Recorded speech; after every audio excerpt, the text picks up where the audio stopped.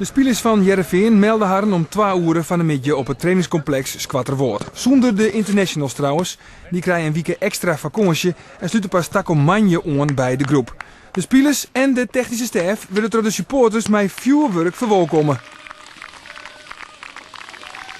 Nou ja, dat is gewoon leuk. Als je komt is toch wat aandacht. Dus nee, dat was leuk. Ja, heeft natuurlijk alles te maken met de gewonnen bekerfinale. Want ja, dan heb je een bepaalde status. Hè. Het is dan wel jammer dat ze de confetti tegen de wind in doen. Ja, ze stonden wel in hun eigen rook, zag ik. Ja. Dat viel me ook op. Maar ja, inderdaad, ja, als je het beker hebt gewonnen, dat heb je toen ook al gezien. Dat brengt wel aandacht met zich mee. En dat leeft gewoon enorm. En dat leeft nog wel een beetje dus. De Heerenveen-selectie had 4 weken vakantie vierd. Trainer Trond Solliet had die periode vooral broekt om de holle Hielendal leeg te krijgen. Relaxeren, dat is mijn doel op vakantie.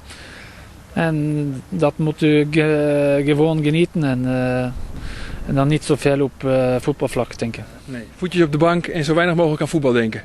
Ja. Toch gaat trainer Solliet wel degelijk nijtocht over het Heerenveen van takom seizoen. Zo had hij zijn eersken bij de Heerenveen-directie Delhoin. Solliet woe een spits en een centrale verdediger.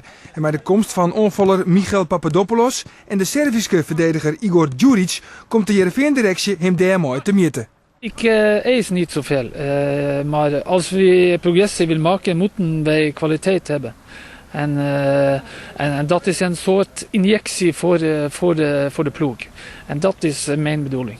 Maar met Papadopoulos, de spits, en de centrale verdediger Igor Djuric, daarmee is de selectie rond? Nee, omdat we hebben alleen 2 keepers. En we moeten een doelman hebben.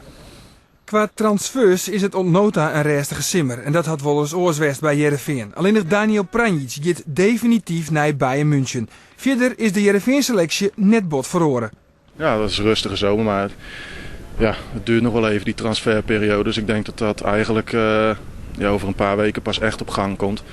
En ja, je bent natuurlijk Pranjic kwijt. Dat is natuurlijk, was vorig jaar een hele belangrijke speler. Die vaak het verschil heeft gemaakt. Dus dat is gewoon zonde dat hij weg is. Maar ja, andere jaren zijn er veel meer spelers altijd weggegaan. En nu valt het eigenlijk nog mee. Ja, en gelukkig Michel Breuer is er nog, hè? Ja, gelukkig wel. Onder de 18 spelers die bij de eerste training aanwezig waren, Pavel Wojciechowski en Björn Jonsson. Beide talenten zullen dit seizoen verhuurd worden aan satellietclub Emmen. En dan binnen vanzelfs ook nog de spelers die het zo gauw als mogelijk Heerenveen verlitten willen. Zoals Bigeliks Kelvin Jong-Apin. Ik heb vorig jaar een teleurstellend seizoen achter de rug gehad.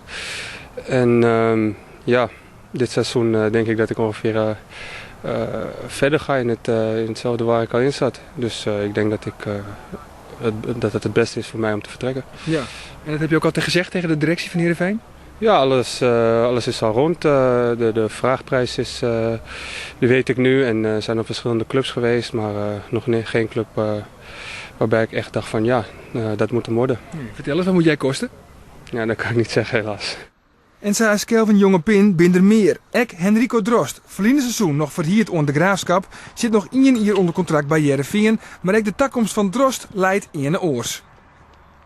Ja, terug op de oude nesten, zoals dat zo mooi zeggen. Dus ik heb me hier gewoon weer gemeld vandaag en ik heb nog 1 jaar contract en ik kom hier gewoon lekker trainen en ik zie wel wat eruit komt. Ja, want laten we eerlijk zijn, jouw toekomst ligt niet bij Heerenveen.